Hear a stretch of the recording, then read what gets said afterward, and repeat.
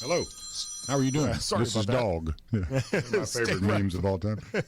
State Rep Jimmy Fondren is joining me now on SuperTalk Mississippi. That was a WhatsApp call from Yulia Mendel, and I was afraid. I think she may have confused time zones. So I'll get. Yeah, I can't imagine why. Being in Ukraine, what time is you doing like some complex math this morning? That's what I said. Look, honey, you're going to be on at 8:20. I have no idea what time that is where you are. You're going to have to figure out the math on your own. I don't need to. I think that's what happened to our connection. I knew something bumped us. That was it. So no big deal. That may have been it. Jimmy, it's good to see you. Thanks for coming on. Good to see you, Scott. Happy Memorial Day weekend. Yes, absolutely. Any big plans for this weekend? I think we're going to run the motorboat out to Horn Island, probably hang out there, and maybe squeeze in. Snapper season opens today. I think my brother-in-law's out there right now. Hopefully he'll bring me something back, but I'm hoping Sunday or Monday I could make a trip. I keep seeing stories from the coast about all this debris coming out of the Mississippi River that's washing up on all the islands and the beaches on the coast. Have you seen that? Are you talking about the Bonnie Carey? Yeah, it must be. I didn't go in depth into what the story was, but I saw a couple of beaches had to be closed because of the debris, and I think maybe Ship and maybe even Horn Island had a ton of debris washing ashore. I'm not sure. I mean, I know the Bonnie Carey was getting close to where they have to, they have to open that spillway, which it kind of crushes the marine wildlife out there.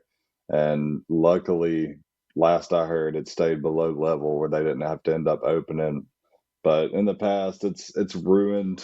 I mean, it's ruined a lot of animals out there. And I wish we could come up with a better solution, but it's either flood these people's houses or open a spillway, and it's a tough call to make. What's happening in Jackson? You guys are going to have to meet for a special session to get a budget done before July, correct? Yes. And the House, they don't really let the freshmen touch the money. So none of us are on a budget committee. It's probably smart, to be honest with you. But no, none of us are on Ways and Means. None of us are on appropriations, freshmen and legislators in the House. And so what I have heard is we're getting very close to a deal, if a deal's not already been struck, and rumors, returning within the next week or so to finalize everything. Why couldn't this get done in regular order? It's depends on who you ask. I think the speaker prior to session seemed to be very clear on, we want to meet these deadlines early. We want to have time for our members to read the bills, and before they vote on these, huge appropriation bills, which is, over a $7 billion budget.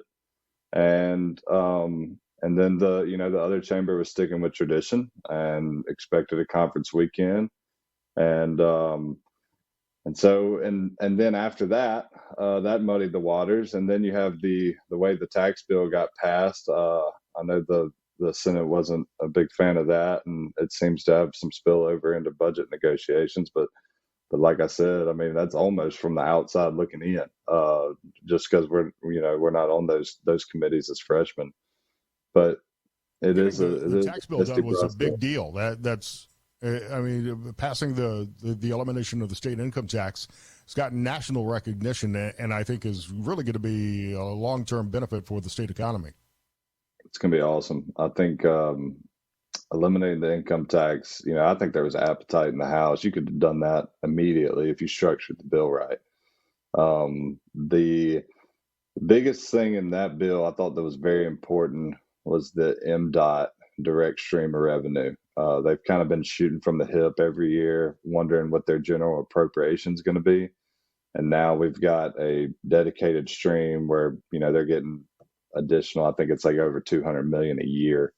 And they're going to be able to really plan out some long-term maintenance and new construction projects now that we weren't giving them a shot beforehand. So I think it'll be a great thing.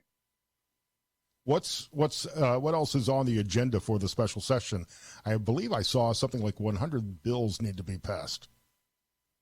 Yeah, probably most of those will probably just be approach bills. I haven't heard, and everybody has kind of hoped that there's not much added to the call. I've kind of expected it's going to be a clean call, special session call from the governor. I hope it is just to get the budget done. If it, yeah, there was also some weird things like we created a Department of Tourism during the session, and now we have to go fund that. And so that I don't know how that plays into calling a special session, but I wouldn't anticipate like a bunch of general laws being called into that. I think at this point we pretty much wrapped up our general laws for the year, and people don't want us wasting money. 100, I've heard $100,000 a day it costs us to have a special session. I don't think people want us wasting money. Just get the budget done and come back next year. Yeah. What did you get done in Jackson this year that you're most proud of? I thought the tax bill was great. I I tried to work as much as I can on judicial redistricting, as much as I could. That is, we did a complete overhaul of judicial districts in the state of Mississippi, based on population shifts and trying to make the judiciary as efficient as possible. I think we came up with a good plan that helps the whole state and my district specifically. Um, Seafood labeling bill was big for the coast. I thought that was great. A lot of these restaurants down here, there was a study showing, 70 something percent were serving imported seafood and advertising the other way around as domestic. And now this is going to force, these restaurants down here, which I think will help tourism credibility. They got to label it as domestic or imported product when they're selling these things. Yeah, I think that's critical for the restaurants and certainly gives the local restaurants that are using locally sourced seafood an advantage. When I come down to the coast, I want shrimp out of the Gulf, man. That's right. That's right. I don't want anything else. But obviously the tax bill was huge. I mean, there were so many components to that. I think that was the biggest bill of the session. But there were some things like that are really important to the coast too. The other two I mentioned, and um, the direct wine ship. People are really excited about that when they go to these wineries and Napa, or whether they go to Europe or whatever, and they can finally have some wine shipped to their house instead of calling an aunt in Louisiana or something and asking if that'll be all right. But where you dropped the ball on a couple of important issues, not you personally, Jimmy, but the legislature, on getting online sports wagering passed, and the very important school choice issue that I think so many people want to see passed. I'll keep voting for online sports betting. It's going on. It's going on whether we want to accept it or not. It's black marketed. Everybody has access to it. It's not hard. So I'm going to keep supporting it. I don't know if it'll pass. We'll see. We'll do everything we can. I don't know. It's a great bill in my opinion that has limitations. And the state is missing out on so much revenue. The numbers I've talked about here on the show with when I've filled in for Richard or Gerard, like $40 to $80 million a year that the state is missing out on by not passing online sports wagering. And you're right, it is going underground to overseas sports books. Yeah, and at least this one's had an added consumer protection part of it where you're not just running up a credit card bill on this. I mean, it's got to be, confirmed cash. And so I don't know. I think all the concerns are legitimate. But they're all being addressed, and hopefully we can get that bill through in the future. But you never know. I learned pretty quickly. You never know how that legislative session will go. And what about school choice? School choice, we're still moving bills out of the education committee in the House. I am on that committee. Voted for a lot of good school choice bills this year. Um, Man, it's not as big of an issue where I am because of our schools, our quality down here, but there's a lot of areas in the state where we're passing great bills to try to help kids that are more or less stuck in a bad situation. And it's a shame they don't ever see the light of day or at least have a conversation.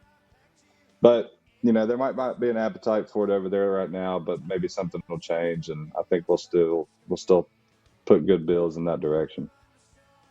State Rep Jimmy Fondren here on Mornings with Richard Cross. Great to see you, my friend. Thanks, Scott. State Treasurer David McRae will join us next on Super Talk Mississippi.